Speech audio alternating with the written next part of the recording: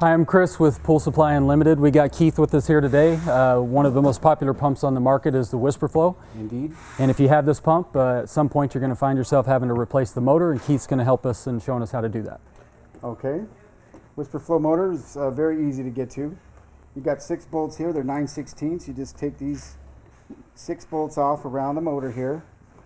You'll see you got a couple down here. Those are the hard ones to get to. But once you get those 6 bolts off, you're able to get it cracked open and you have this motor in half. Then you'll have this portion exposed. First, importantly, turn off the power before you work on the pump. Then you can release the electricity here, get to the motor. You need to take off the diffuser here. There's just a couple of little Allen head screws that you take off to get that off. That'll expose the impeller. Once you have the impeller exposed, it's very important that you get to the reverse thread screw inside of here. It's reverse thread, so it's not righty-tighty, lefty-loosey, it's lefty-tighty, righty-loosey. So you have to get that out of there first. And I seem to have gotten it in there so good without a tool. Aha. Then that'll free the impeller up to screw off. And the impeller screws off righty-tighty, lefty-loosey, so that's normal thread. You can just unscrew that as normal. Sometimes it might be a little tough. You might want to get a pair of channel locks and grip around this portion right here to get it off.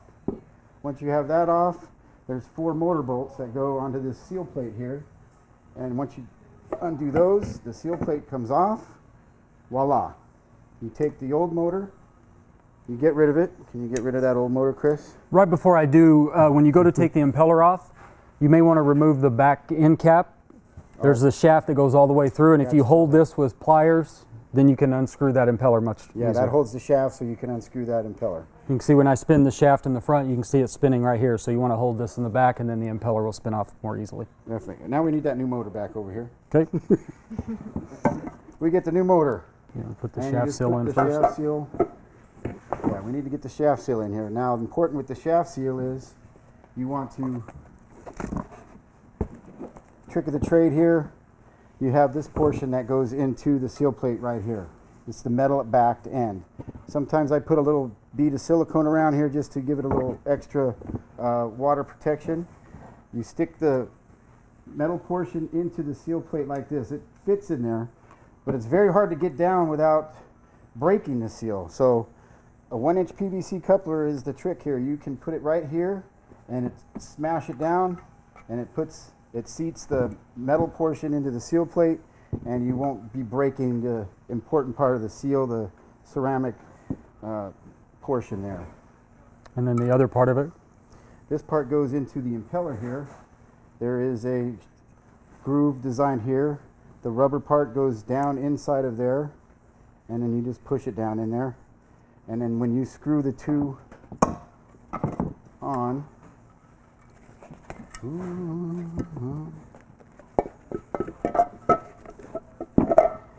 you screw that impeller down on that, it seals it up with the 2 ceramic portions,